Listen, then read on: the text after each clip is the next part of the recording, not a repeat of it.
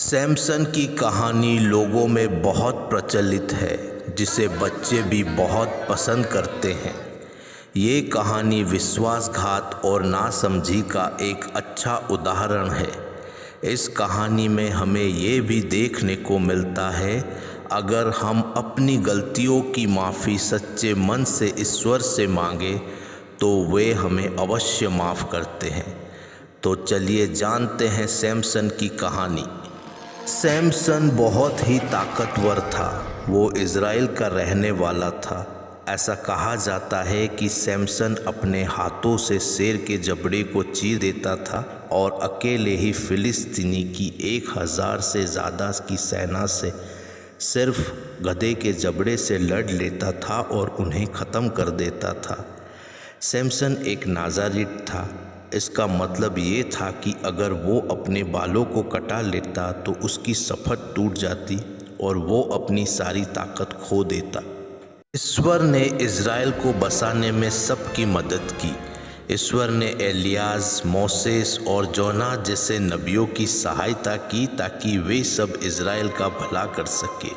ईश्वर ने राजा डेविड की भी सहायता की, जो इज़राइल का एक महान शासक था। लेकिन समय के साथ साथ लोग ईश्वर के रास्ते से हटकर अपने पाप करने लगे। वो दूसरे ईश्वर की आराधना करने लगे। इसलिए ईश्वर ने उन्हें सजा दी और पूरे 40 साल तक इज़राइल फिलिस्तीनी के कब्जे में रहा।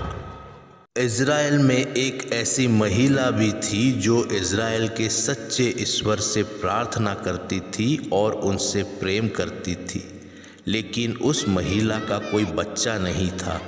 एक दिन एक एंजल उनके पास आया, जिसने उस महिला को ईश्वर का आशीर्वाद दिया और कहा, ईश्वर तुमसे प्रसन्न है। वो तुम्हें वरदान में एक खास बच्चा देने वाले हैं, जो आगे चलकर इज़राइल का रक्षक बनेगा। वो बहुत ताकतवर होगा। याद रहे, तुम शराब और मांस का सेवन मत करना। ये सुनकर वो महिला बहुत प्रसन्न हुई और उसने कहा, ईश्वर का बहुत शुक्रिया, मेरे ईश्वर गरीबों के ईश्वर है। तो एंजल ने उनसे कहा, याद रहे, तुम्हारा बच्चा कभी भी अपने बाल न काटे, नहीं तो उसकी सारी ताकत चली जाएगी। ये कहकर वो एंजल वहाँ से चला गया। कुछ महीनों के बाद उस महिला को एक बच्चा हुआ, जिसका नाम उन्होंने सैमसन रखा। वो बहुत ही बलवान और शक्तिशाली था। सैमसन फिलिस्तीनियों को आसानी से हरा देता था। फिलिस्तीनी इस बात पर सैमसन से परेशान रहते थे। वो इस बात को जानने के लिए उत्सुक थे कि आखिर किस वजह से सैमसन इतना ताकतवर है और उसे कैसे कमज़ोर किया जाए। सैमसन दलाइला नाम की एक लड़की से बेहद प्यार करता था। देलीलाह फिलिस्तीन की रहने वाली थी, फिर भी वो उससे बहुत प्यार करता था। सैमसन उसे मिलने उसके पास जाया करता था। सैमसन की ये बात फिलिस्तीनियों को पता चली तो उन लोगों ने इस बात का फ़ायदा उठाया। फिलिस्तीनी दिलीलाह के पास पहुँचे और उसे सैमसन को पकड़वाने में मदद करने के लिए कहा। दिलीलाह ने जवाब दिया, लेकिन सैमसन और वो एक दूसरे से बहुत प्यार करते हैं और वो दोनों जल्द ही शादी करने वाले हैं और वो ऐसा नहीं कर सकती। उनकी बात सुनकर उन फिलिस्तीनियों ने उसे लालच दिया कि वो उसे बहुत सारा धन देंगे, जिसे वह आराम से रह सकती है। देलीला उनकी बात में आ जाती है। वो उनके दिए हुए लालच में फंस जाती है। देलीला उनसे कहती है, ठीक है, वो उस काम को करने के लिए तैयार है और उसे क्या करना होगा।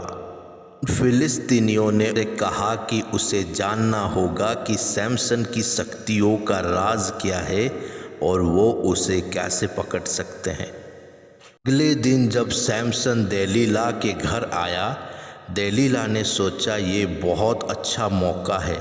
उसे सैमसन के लिए स्वादिष्ट खाना बनाया। जैसे ही सैमसन ने खाना खाना चालू किया, देलीला ने उससे सवाल पूछा, सैमसन, तुम मुझे बहुत ही अच्छे लगते हो, तुम बहुत शक्तिशाली हो, एक साथ बहुत सारे लोगों से लड़ लेते हो। क्या तुम मुझे अपनी ताकत का राज बताओगे? फिर सैमसन ने देलीला को बताया, तुम अगर मुझे 7 हरी रस्सियों से बांध दो तो मैं पहले जितना ताकतवर नहीं रहूँगा। ये कहकर सैमसन उसके घर पर सो गया। देलीला के घर के बाहर फिलिस्तीनी छुपकर इंतज़ार कर रहे थे। सैमसन के सोने के बाद देलीला बाहर गई और फिलिस्तीनियों को सारी बात बताई और उनसे बोली, जाओ जाकर 7 हरी रस्सियाँ लेकर आओ। और देलीला ने उस रस्सी से सैमसन को बांध दिया और चिल्लाने लगी कि सैमसन उठो, फिलिस्तीनी आ गए हैं। सैमसन ने बहुत ही आसानी से उन रस्सियों को तोड़ दिया और वहाँ से चला गया। ये देखकर देलीला हैरान हो गई और वो जान चुकी थी कि सैमसन ने उससे झूठ बोला था। दूसरे दिन सैमसन फिर से देलीला के घर पे आया और देलीला ने उससे कहा, तुम क्यों चले गए थे? मैं तो तुमसे मजाक कर रही थी। ऐसा सुनकर सैमसन ने कहा कि अगर तुम मुझे बिना इस्तेमाल की हुई रस्सियों से बांधती तो मैं अपनी सारी शक्तियाँ खो देता। ऐसा कहकर वो फिर से सो जाता है।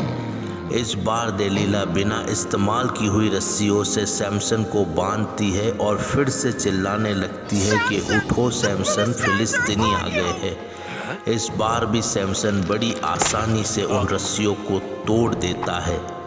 इस बार देलीला चुप नहीं रही और उसने रट लगाते हुए सैमसन से पूछा, सैमसन तुम मुझसे फिर से झूठ बोल रहे हो, क्या तुम मुझ पे भरोसा नहीं करते? देलीला के बार बार सवाल करने पर उसने जवाब दिया कि मैं एक नाज़ारित हूँ, मैं शराब नहीं पी सकता और कभी भी अपने बालों को कटा नहीं सकता। अगर मेरे बाल कट गए तो मेरी सारी शक्तियाँ ख़त्म हो जाएगी। ये कहकर सैमसन फिर से सो गया। अब देलीला सैमसन का राज जान चुकी थी। सैमसन के सोने के बाद देलीला ने उसके सारे बाल काट दिए और फिर फिलिस्तीनियों को बुलाने चली गई। फिलिस्तीनियों ने आकर सैमसन को घेर लिया। इस बार सैमसन उठा तो उसे कुछ अलग महसूस हो रहा था। वो खुद को पहले से कमज़ोर महसूस कर रहा था। जब सैमसन ने अपने सर पर हाथ रखा तो उसे पता चला कि उसके सारे बाल किसी ने काट दिए थे। सैमसन को बंदी बना लिया गया। इसके बाद सैमसन को अंधा कर दिया गया और उसे जेल में डाल दिया गया। इसके बाद सैमसन रोज़ ईश्वर से प्रार्थना करता है और ईश्वर से माफ़ी मांगता है, हे ईश्वर मुझे मेरी गलतियों के लिए माफ़ कर दीजिए। इसके बाद फिलिस्तीनी के लोग इस बात का जश्न मनाने वाले थे कि उन्होंने अपना सबसे बड़ा शत्रु पकड़ लिया था। जश्न के लिए सब एक महल में इकट्ठा हुए। वहाँ सैमसन को लाया गया और उसे महल के 2 मजबूत स्तंभ के साथ बांध दिया गया। वो लोग सैमसन का मजाक उड़ा रहे थे। ये सब देखकर सैमसन ईश्वर से प्रार्थना करता है और पूरी जोर लगाकर उस स्तंभ को गिरा देता है। स्तंभ के गिरने के बाद पूरा महल गिर जाता है और उसमें दबकर सैमसन और अन्य लोगों की मृत्यु हो जाती है।